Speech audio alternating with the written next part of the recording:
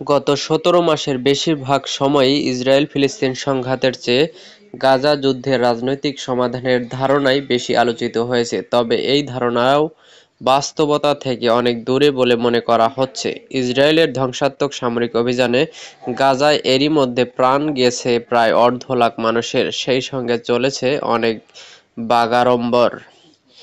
ফিলিস্তিনের স্বাধীনতাকামী সংগঠন হামাসের সদস্যরা দুর্বল হয়ে গেছেন ও মুষড়ে পড়েছেন বলে দাবি করেছেন যুক্তরাষ্ট্রের প্রেসিডেন্ট ডোনাল্ড ট্রাম্প।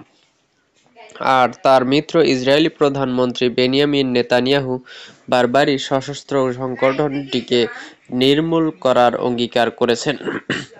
তবে তার এই একমাত্র বিকল্প সমাধানকে বাস্তবে রূপ দিয়ে গাজাকে পরিপূর্ণ বিজয় অর্জন করা এখনো অধরায় রয়ে গেছে। গত বুধবার যা দেখা গেল তা হলো মার্কিন প্রেসিডেন্ট অধিকতর বাস্তব কিছু অর্জনের সমঝোতায় আগ্রহী হয়ে উঠতে পারেন, কেননা নিজেদের কাছে সন্ত্রাসী বলে বিবেচিত সংগঠনগুলোর সঙ্গে আলোচনা না করার দীর্ঘদিনের নীতি থেকে সরে আসছে তার সরকার।